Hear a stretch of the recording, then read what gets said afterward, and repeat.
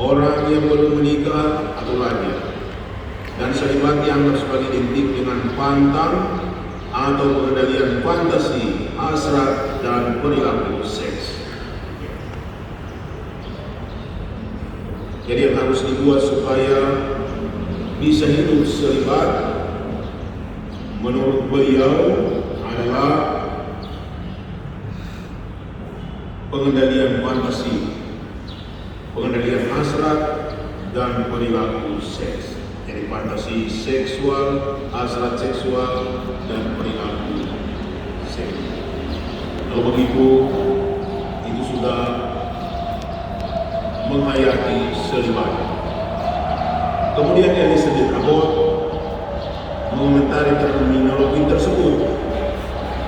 Ia membuang pembedaan yang kaku dan tidak membantu antara selibat, kemudian, dan keperawanan. Celibacy, chastity, and virginity. Dia bilang itu semestinya sinonim. Kalau tidak persis sinonim, itu terkait satu dengan yang lain secara erat.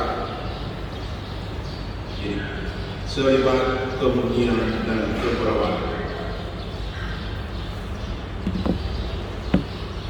Biar keperawanan sebenarnya tidak dengan sendirinya juga berarti kemudian, ya, atau selibat. Tapi dia dalam tulisannya menyatakan bahwa perbedaan itu tidak terlalu diperlukan. Kemudian Gabriel Brown mengenalkan konsep baru tentang selibat. Menurut dia, selibat adalah respons dari dalam. Ini respons dari dalam diri pribadi seseorang. Menurut definisinya, selibat termasuk selibat jangka pendek, non-religius, jauh lebih dari sekedar tidak berhubungan seks. Selibat adalah intensional, demi tujuan tertentu, lebih dari sekedar pantang.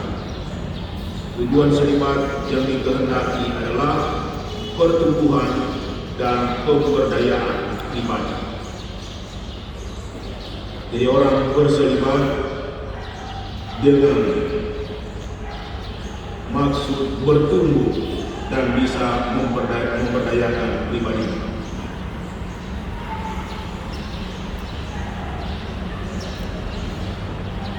Supaya energi seksual juga bisa kemudian dikanalisasi menjadi energi pertumbuhan dan pemberdayaan secara pribadi.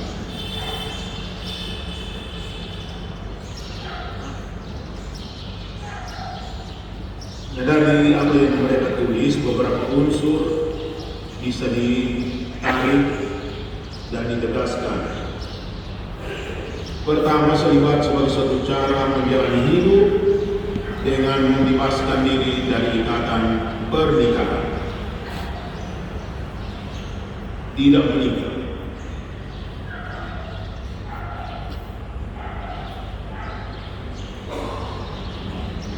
Kemudian juga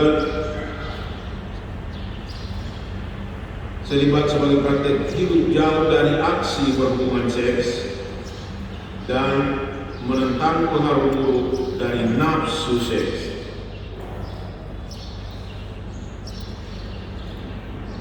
Seks tidak buruk, tapi pengaruh nafsunya itu ada yang buruk.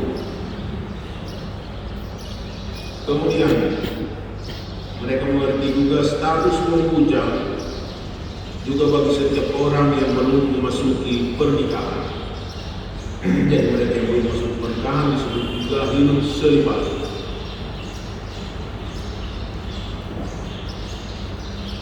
Dan lebih jauh dari itu, selibat mereka mengerti sebagai dinamika persiapan memasuki hidup pernikahan dengan tekanan pada latihan pengendalian diri demi kemurnian hidup sebagai suami istri.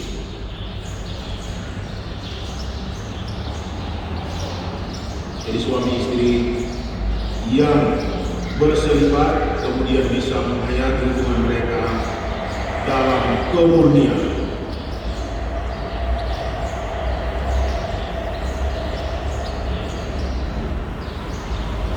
Jadi kalau bilang soal fantasi, soal imajinasi, maka kemurnian berarti suami istri menghayati hubungan antara mereka, melepaskan diri dari fantasi imajinasi yang di luar hubungan antara suami istri itu sendiri. Membayangkan hubungan dengan orang lain mungkin, itu berarti tidak murni hubungan dengan istri, tidak murni hubungan dengan suami.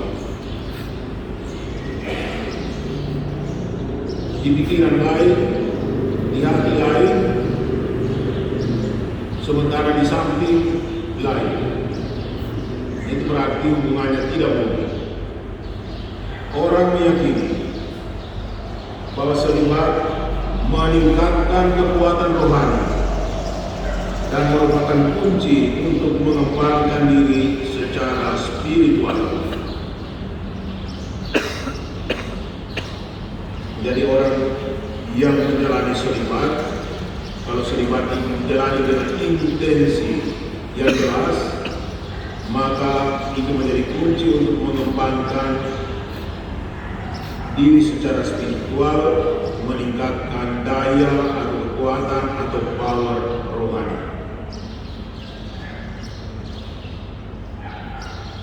Begitu dari insight mereka, beberapa hal tadi dapat dipetik untuk pemahaman yang lebih komplit lagi tentang selibat dalam kenyataan hidup lebih umum. Dan itu juga tentu memberi sorotan cahaya sinar memperjelas pemahaman selibat juga bagi para imam.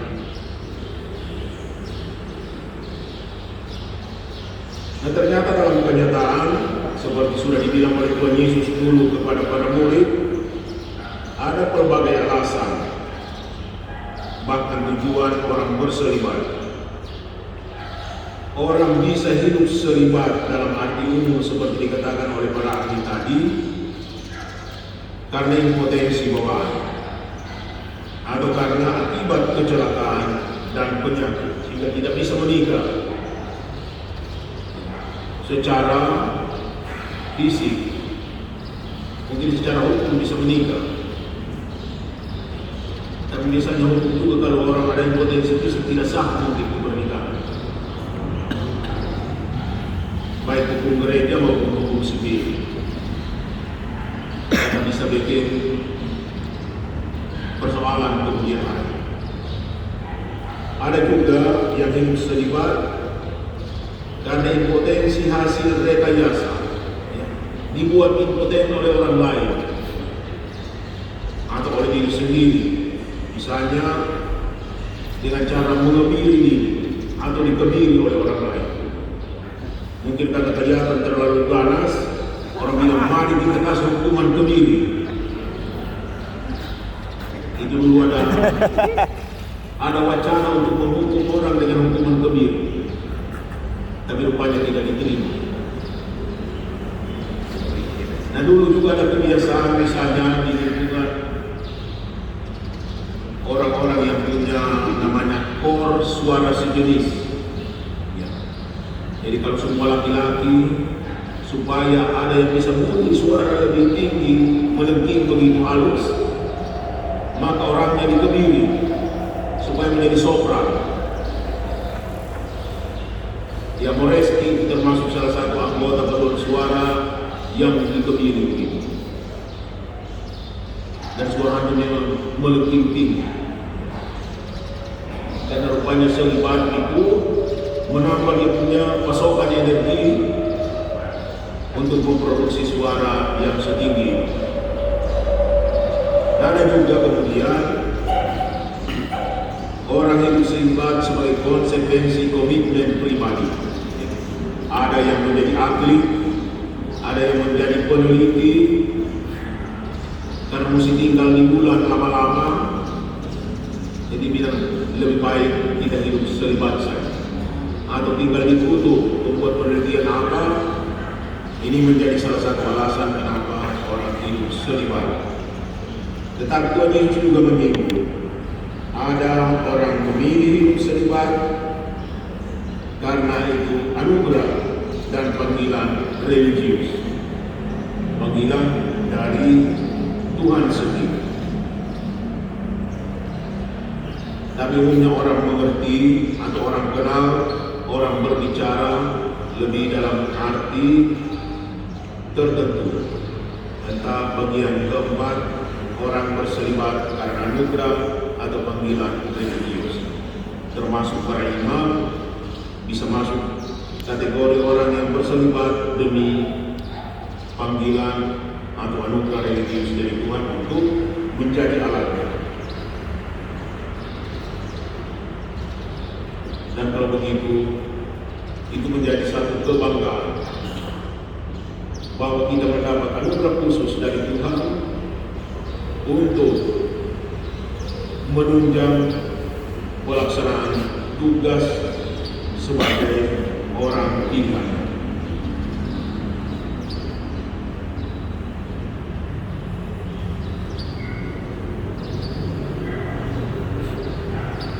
Nah, secara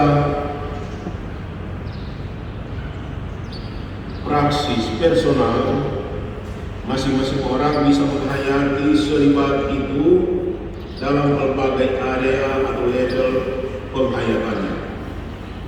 Ada orang menghayati selibat budi, pikiran, berkenaan dengan keluhuran budi, mengarahkan budi kepada yang benar, yang patuh, serta berjuang untuk meninggalkan pikiran, fantasi, dan angan-angan yang merendahkan pribadinya ke level makhluk tak berakal budi. Ini penghayatan selibat pada level budi atau pikiran. Jadi meninggalkan pikiran, fantasi, angan-angan, imajinasi yang mengotori pikiran. Tahun lalu kita sudah diajak oleh Romo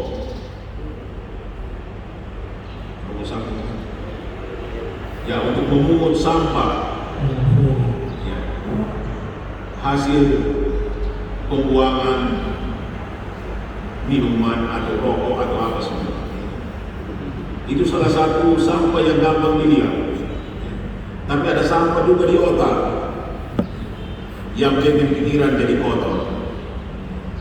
Pikiran kotor, itu karena fantasi kotor, angan-angan kotor. Dan itu sulit dibuang dan tidak bisa dibantu oleh orang lain.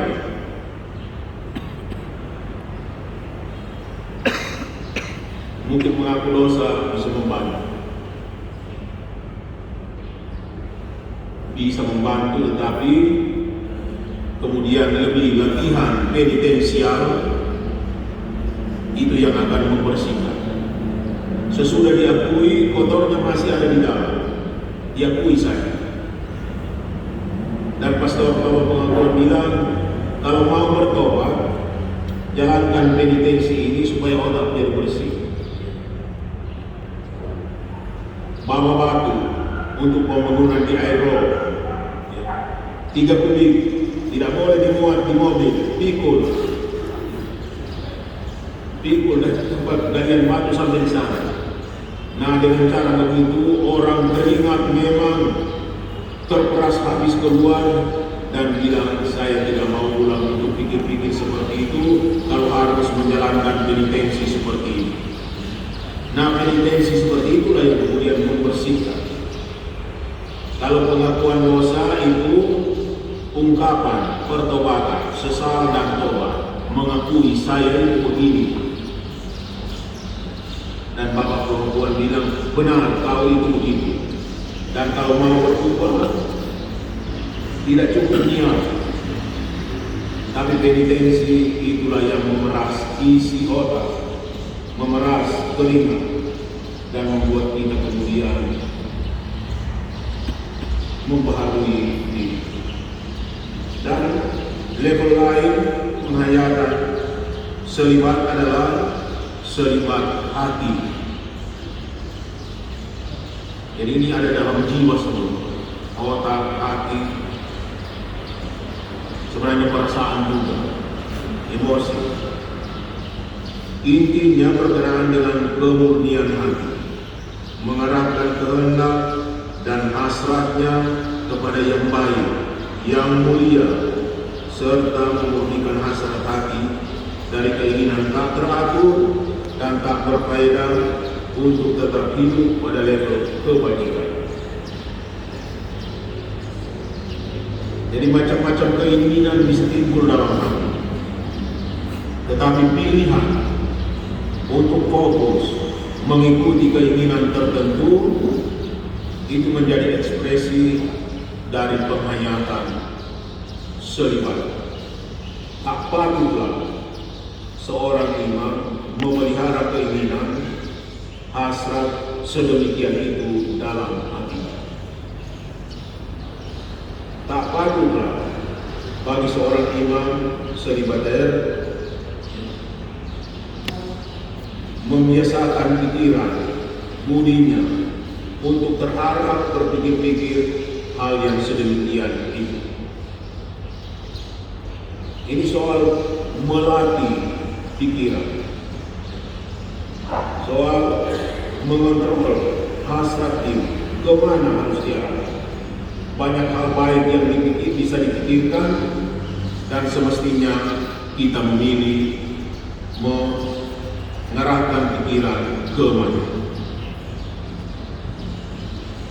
Jadi kalau pikirannya porno terus, itu bisa membahayakan penghayatan selibat, mempersulit penghayatan selibat, menghalangi penghayatan selibat, malah mengancam, bahkan membuyarkan.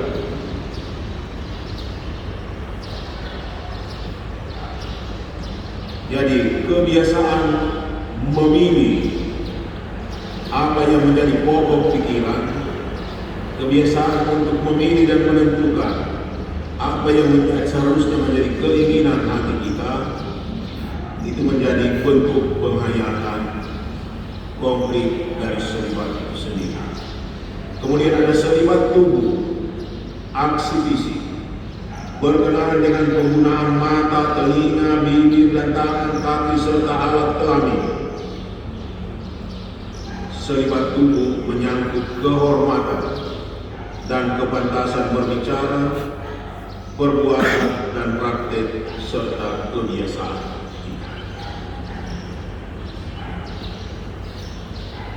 Karena apa?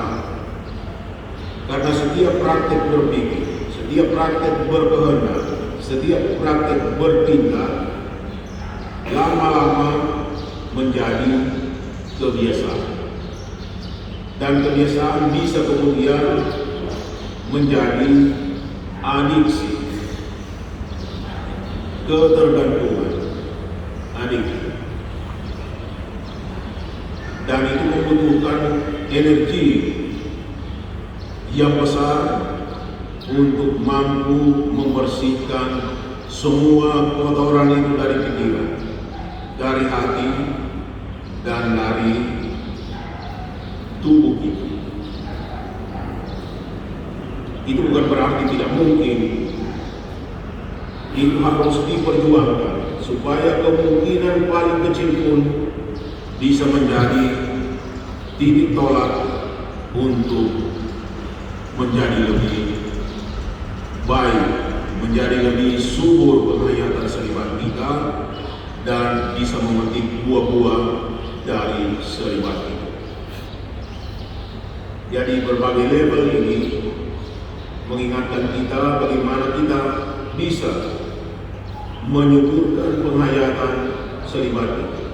Bagaimana kita bisa melindungi, memelihara, bahkan menguatkan penghayatan dengan cara berpikir, berkehendak, dan membangun kebiasaan-kebiasaan dalam tindakan sehari-hari.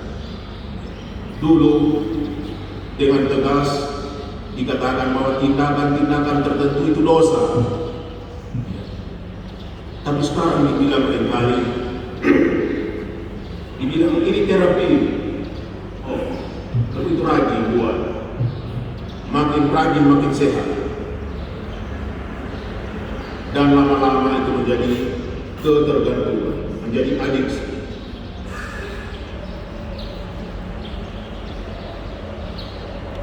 Dan itu bukan siapa suka, siapa mau, fakultatif, boleh pilih sendiri. Semestinya kalau jadi sehat, bertobat dan berobat.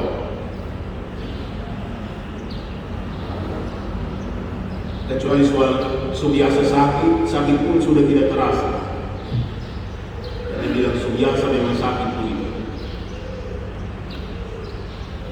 Dengan kata lain,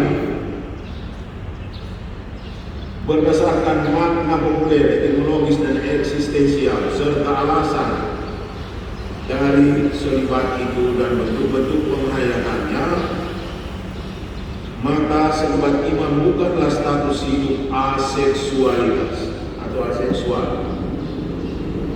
Selibat iman adalah cara hidup dengan seksualitas yang diolah, diatur dengan cara khusus, seks yang dibudidayakan. Dibudidayakan, ya mungkin bukan cuma budi sebenarnya. Tapi seluruh kemampuan kita untuk menghayati itu dengan terarah, dengan intensional, seperti dibilang tadi oleh Prof, intensional. Ada maksud yang jelas. Dan selibat meliputi hal mengatur, mengendalikan energi seks dalam diri iman atau seorang manusia. Dikontrol dan dikendalikan. Tidak pernah akan mati menjadi aseksual. Tetapi siapa terbiasa mengendalikan diri, mengontrol diri, maka siapa yang biasa dia bisa melakukannya dengan berhasil. Tapi kalau tidak biasa cuma coba-coba, bisa jadi banyak kali gagal.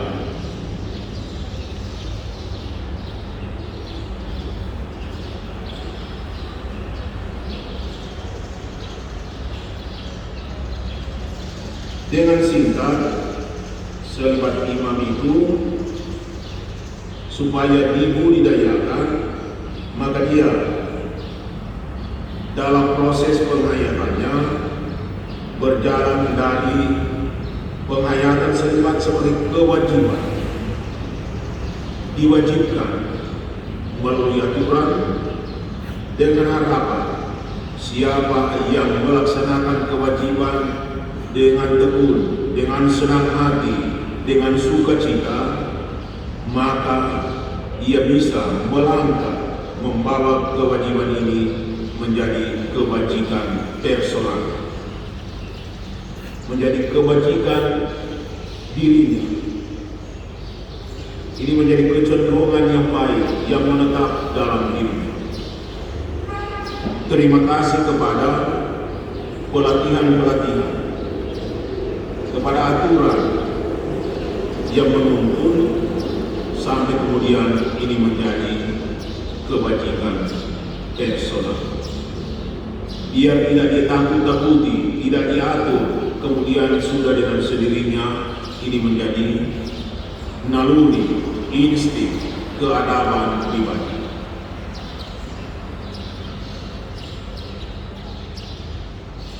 Jadi itu berproses dari wajib menjadi wajib, dari kewajiban menjadi kewajiban, virtus.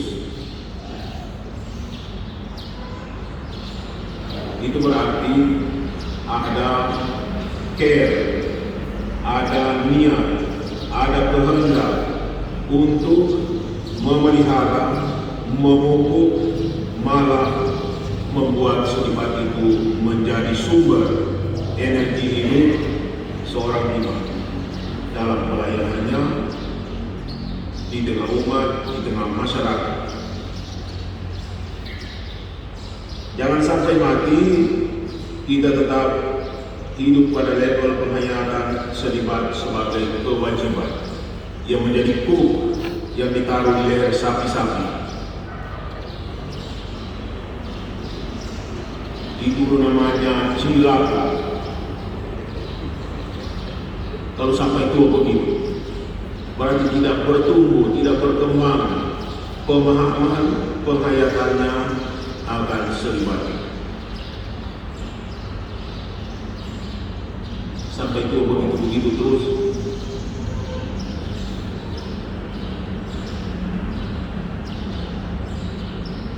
Jadi penting menyadari bahwa kita perlu progres untuk melangkah beralih dari sekedar kewajiban hukum aturan untuk bisa memiliki kebajikan sehubungan dengan penghayatan selibat.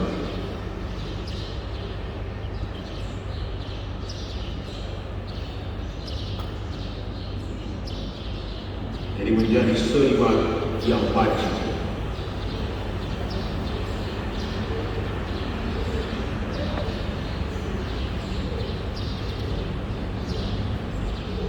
Dengan demikian, maka selibat kita menjadi kemudian bukan niat dalam kebebasan, bukan niat mencapai kedewasaan, bukan niat untuk memiliki kebijaksanaan hidup, tapi sungguh menjadi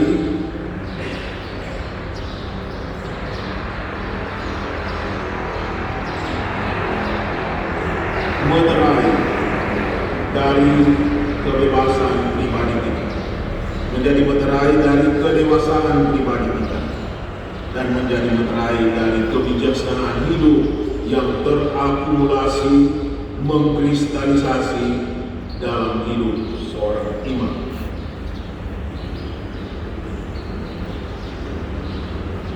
Dengan memelihara selibatnya, dia sungguh tampil sebagai orang yang bebas dari semua yang bisa membelenggu. Dia seorang yang dewasa, yang mampu mengatasi, mengontrol, mengendalikan, dan orang bijaksana yang mampu menentukan mana yang membuat selibatnya memiliki kontribusi menyuburkan pelayanannya, kontribusi untuk menyuburkan hidup pribadinya, dan kontribusi untuk membuat dia bisa bersatu dengan Tuhan dan umat secara total, bebas dan bijaksana. Dengan demikian, untuk menjadi ungkapan kebebasan, kedewasaan, dan kebijaksanaan hidup, maka hukum dalam cahaya perjanjian baru seharusnya dipatrikan dalam hati manusia. Jadi kalau sebelumnya terpatri dalam kitab hukum kanonik, maka semestinya itu menjadi hukum yang menjadi hati nurani kita, menjadi pokok pikiran kita, menjadi hasrat hati kita, dan menjadi kebiasaan hidup kita.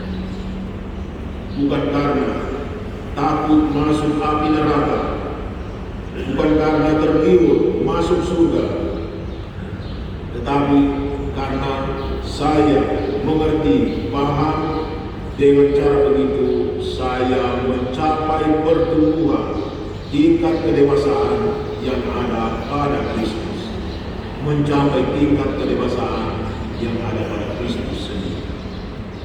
Itu biar dimasukkan di api neraka tidak rasa panas. Tuhan Yesus kalau masuk neraka, itu sejuk neraka ini. Karena untuk Tuhan Yesus tidak ada api neraka. Untuk orang berdosa itu ada, Tapi Tuhan Yesus biar masuk di sana, dia bilang kita tidak merasa panas seperti kamu. Itu kamu punya salah, tidak ikut kita. Nah, kalau kita mencapai tingkat kedewasaan dalam penghayatan itu berarti apa yang menjadi kualitas Kristus sekarang menjadi juga kualitas kita. Biar dikasih mati, Tuhan Yesus bangkit pulang. Biar pergi melawan ke api neraka, sama saja Tuhan Yesus. Dimanapun bisa berbahagia, karena kebahagiaan bukan datang dari api atau dari AC,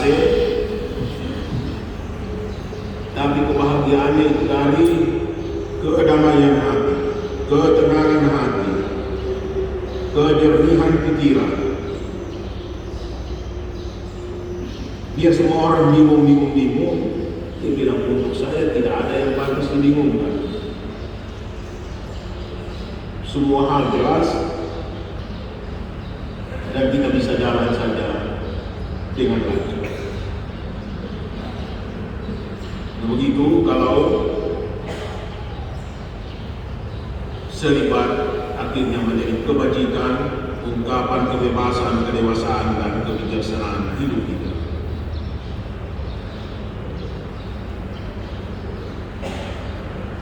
Dulu Tuhan Allah bilang kepada Israel melalui Nabi Yeremia, aku akan menaruh Tauratku dalam batin mereka dan menuliskannya dalam hati mereka, maka aku akan menjadi Allah mereka. Mereka akan menjadi umatku. Dan tidak usah lagi orang mengajar sesamanya atau saudaranya dengan berkata, kenallah Tuhan. Sebab mereka semua besar kecil akan mengenal aku. Sudah kalau bertanya-tanya untuk bisa membangun relasi masih boleh. Lain kali orang tahu tapi tanya saja. Bagaimana sehat-sehat tuh? Seperti yang kamu lihat, jawabannya sehat. Nah, pada zaman perjanjian baru bukan berarti karena semua sudah beres dalam diri sendiri, maka seperti menara gading begitu kita menutup diri. Berinteraksi, bertegur sapa, itu membuat kesuburan itu keharumannya menyebar. Biar harum, kalau dia terkurung dalam satu menara yang tertutup, bisa jadi racun juga. Tetapi kalau dia terbuka, menyebarkan keharuman dan menyegarkan, membawa sukacita kegembiraan bagi yang di sekitar. Dengan demikian, hukum tidak hanya tinggal sebagai huruf yang mati, tetapi menjadi roh yang menghidupkan.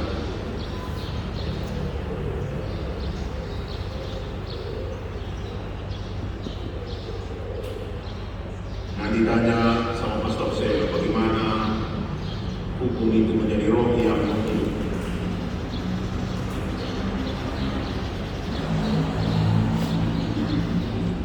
Dengan kata lain, kewajiban menempa anugerah Allah menjadi kewajiban personal.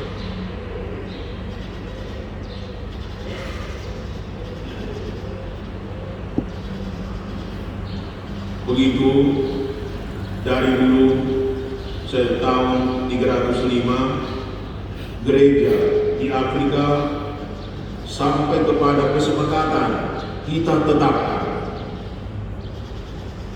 apa yang sudah menjadi praksis yang dianggap sana berfaedah, berguna, menjadi berkat bagi gereja.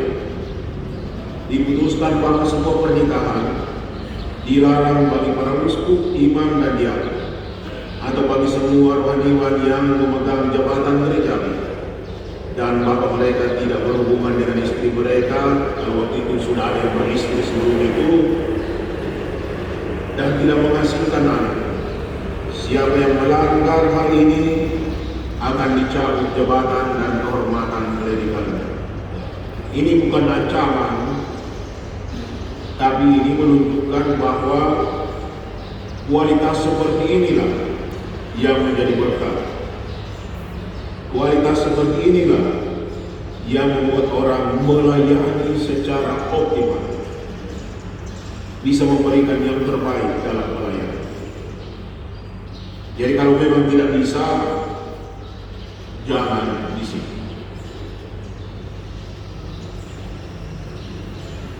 Demikianlah hidup selibat hanyalah bagi mereka yang dikaruniai saja.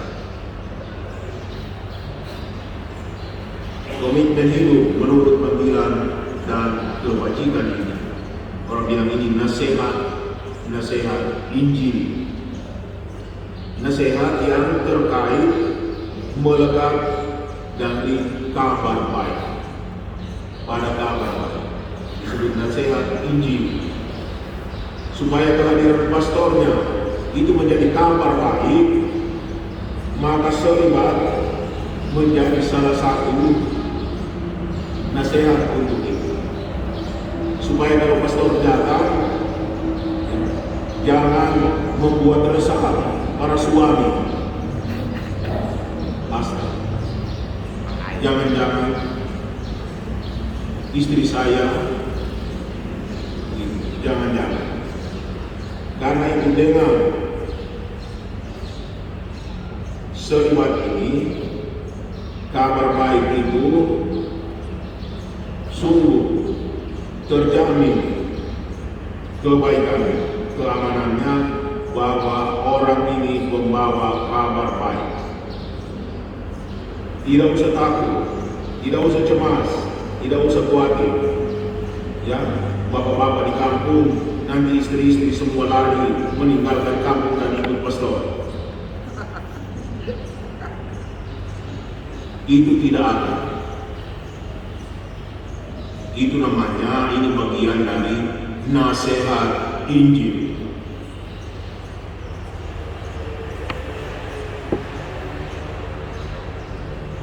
Hukum atau regulasi menjadi kebutuhan dalam menuntun pembinaan atau formation diri personal untuk mencapai tingkat kedewasaan yang ada pada Kristus.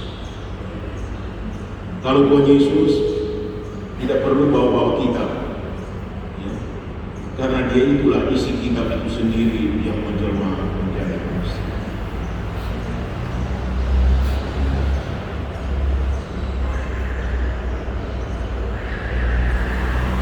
Masih bisa ditambah kata lain bahwa selibat bisa menjadi power dari kemurnian dan penguasaan diri kita. Prinsip yang menginspirasi tuntutan hidup selibat imam dalam gereja Katolik adalah keyakinan mengenai kekuatan dari kemurnian dan pertarakan atau penguasaan diri yang oleh Tuhan Yesus dipandang sebagai praktek kewajiban. Dan oleh Paulus dari Tarsus dilihat sebagai syarat yang harus dipegang teguh dalam pemilihan seorang uskup, presbiter, dan diakon agar dapat mengabdi Allah dengan hati yang tak terbagi. Jadi Paulus juga sudah menentukan itu sebagai syarat untuk orang jadi uskup. Berkat kekuatan kemurnian dan penguasaan diri ini, si aku dalam diri seorang imam siap mundur di hadapan kepentingan jasmania dan rohania dari keluarga umat Allah. Jadi imam selibater adalah dia yang menyanyi, padamu Tuhan aku berjanji, padamu Tuhan aku berbakti, padamu Tuhan apalagi aku mengabdi, bagimu Tuhan jiwa ragaku.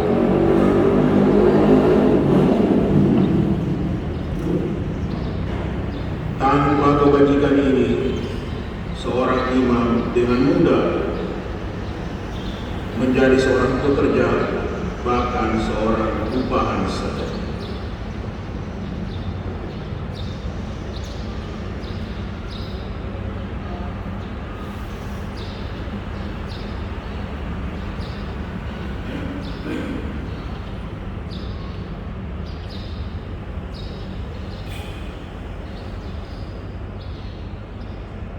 Demikianlah dalam gereja kemudian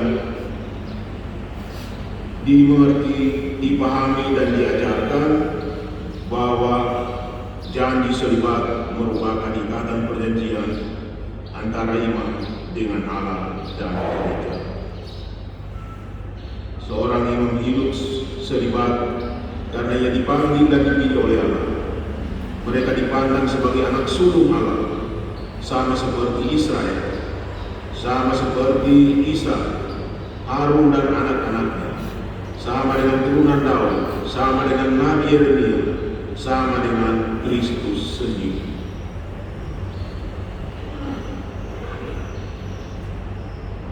Sepenuhnya menjadi milik Allah, dan tadi dikatakan hidup dan ada bagi Allah yang telah memilih dan memanggil mereka.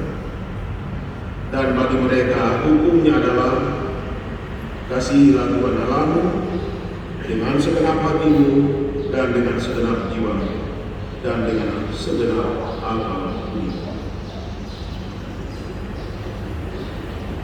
Ikatan kesatuan hidup dengan Allah dan gereja. Bagi para imam, hidup tidak menikah agar totalitas kepemilikan Allah atas dirinya tidak tergerus oleh ikatan dengan wanita sebagai istrinya dengan semua kewajiban dan tuntutan. Jadi kalau menikah tentu ada kewajiban, ada tuntutan, dan itu bisa menggerus totalitas dari persembahan diri seorang imam bagi gereja, bagi umat dan bagi Allah. Karena itu selibat kemudian dilihat sebagai ikatan perjanjian antara seorang yang mau membaktikan dirinya secara total dan utuh kepada Tuhan dan kepada gereja serta umatnya.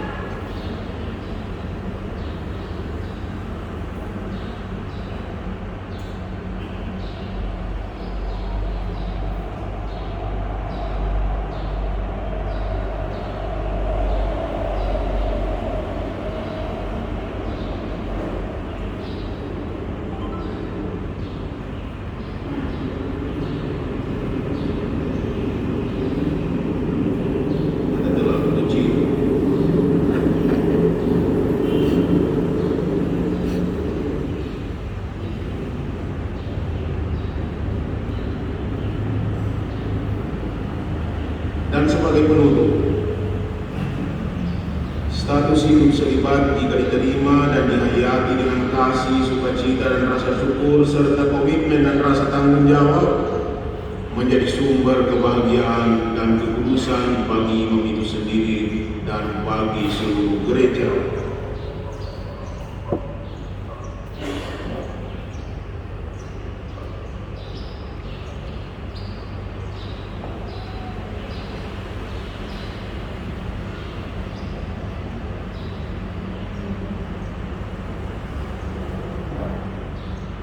Dan yang benar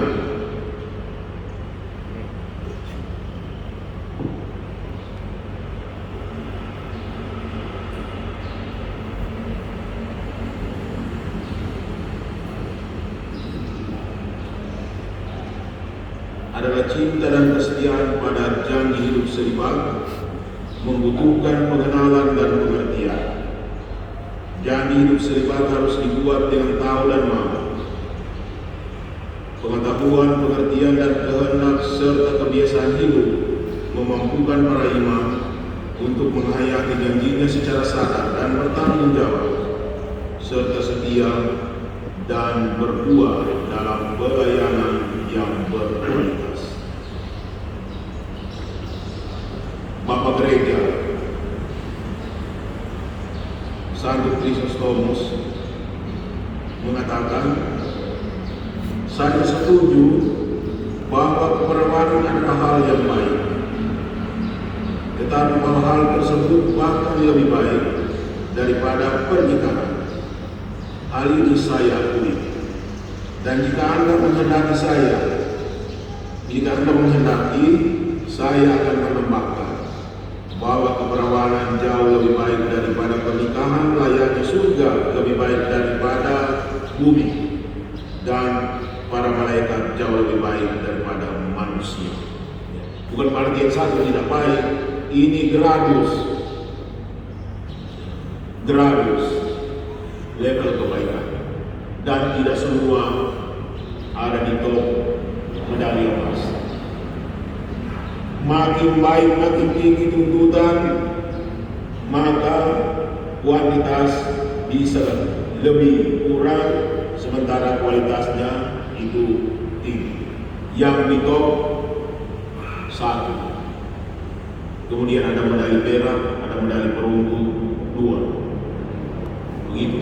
Ya, ini bukan untuk Chrysostomus menganggap ini tidak baik, ini tidak baik, tapi ini bilang ini jauh lebih baik dibandingkan membuat operasi. Dan kalau menganggap Pertamina tidak baik, kita semua hari ini tidak ada di sini. Tidak ada yang lebih baik itu ada hadir di sini. Kita adalah buah-buah terbaik dari pernikahan orang tua kita. Berarti baik.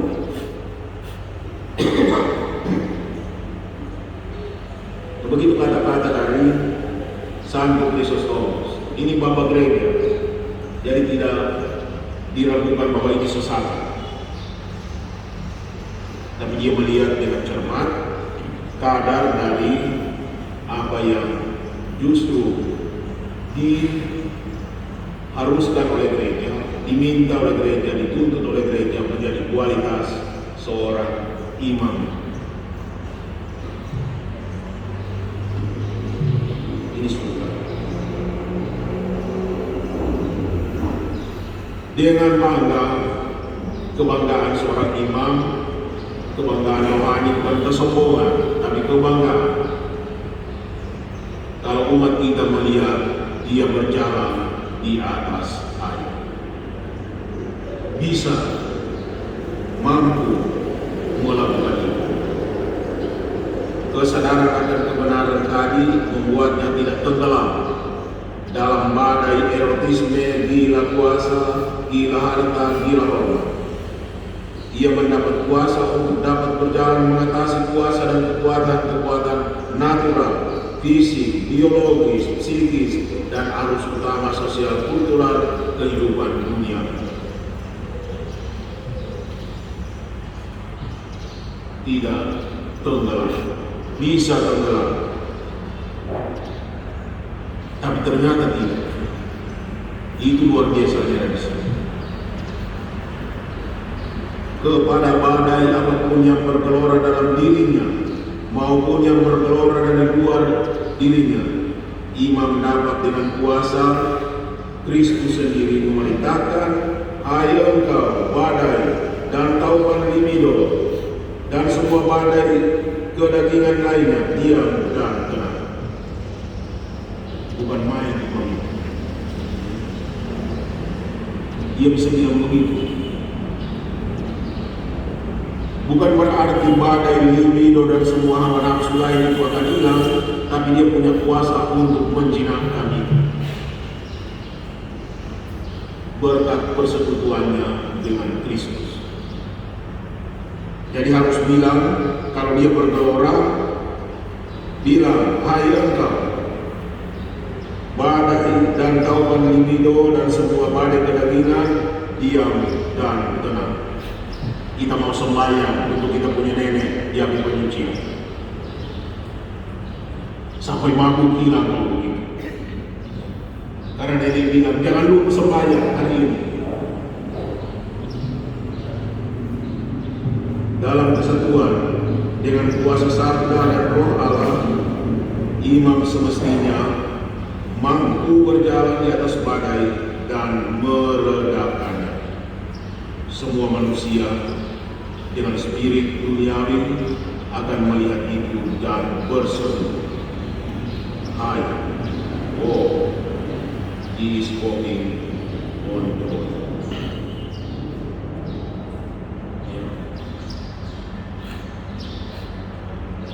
Begitu para pastor sekalian, banyak kekayaan selibat yang semestinya menjadi kerinduan kita untuk menggalinya, untuk memanfaatkannya, untuk memetik manfaatnya dalam penghayatan dan pelayanan hidup kita sebagai seorang imam. Itu bukan berarti gampang. Siapa biasa bikin barang gampang, itu jadi pelede, jadi lemah. Tapi orang yang biasa berjuang, bertekun, menghadapi tantangan dan melakukan hal-hal yang sulit, dia menjadi bijaksana dan kuat. Karena kita mengenalkan, Tuhan bilang, aku menyertai kamu setiap hari. Bukan dilepas seperti kita anak-anak dilepas begitu. Tapi Tuhan tidak melepaskan kita begitu saja. Dia bilang, jangan lupa, jangan putus asa, jangan takut, aku menyertai kamu setiap hari. Itu andalan kita, itu kekuatan kita, itu harapan dan optimisme kita bahwa kita tidak pernah memisahkan diri dari Tuhan yang memanggil.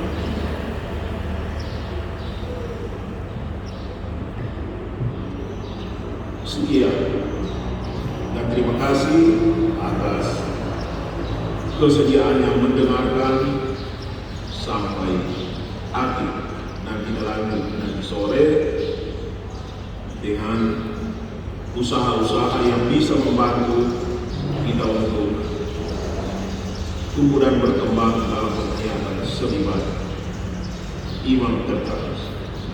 Dan sore ini masih ada waktu untuk refleksi atau sharing. Dan baguslah kalau sharingnya yang bagus ditulis, didokumentasikan juga, bisa menjadi rekomendasi untuk pembinaan bagi calon-calon imam. Jadi apa yang pastor-pastor tua mengerti, paham, telah temukan dari sebagai nilai dari selibat seorang imam, dan apa yang sebaiknya menjadi rekomendasi untuk pembinaan para calon imam kita. Jadi bagus dari ini juga ada buah-buah yang bisa dipersembahkan untuk pembinaan penghayatan selibat di antara para calon imam. Jadi mungkin Pastor Agus atau yang bertugas bersama. Baik Bapak Terus, terima kasih untuk penjelasan dan juga pencerahan kepada sekalian.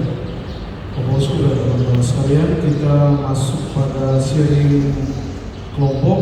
Kita masuk ke kelompok angkatan.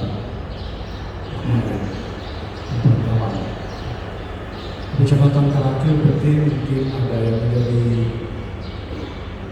orang yang mencatat yang penting yang bisa menjadi buah hasil sharing yang berguna bagi kita dan juga untuk adik-adik kita di sini. Waktu kita sampai 1:30, jadi kurang lebih ada 30 menit ini untuk sharing. Mungkin di ruangan ini dan di luar saja supaya tidak boros waktu berjalan sampai di sana langsung. Terima kasih dan silakan masuk dalam kelompok angkatan masing-masing. Ya, kemudian nanti sore mungkin kalau ada yang bagus sekali yang tidak bisa didiamkan begitu saja, kita bisa ambil kesempatan beberapa orang untuk men-sharingkan juga dalam kelompok. Baik, Pastor.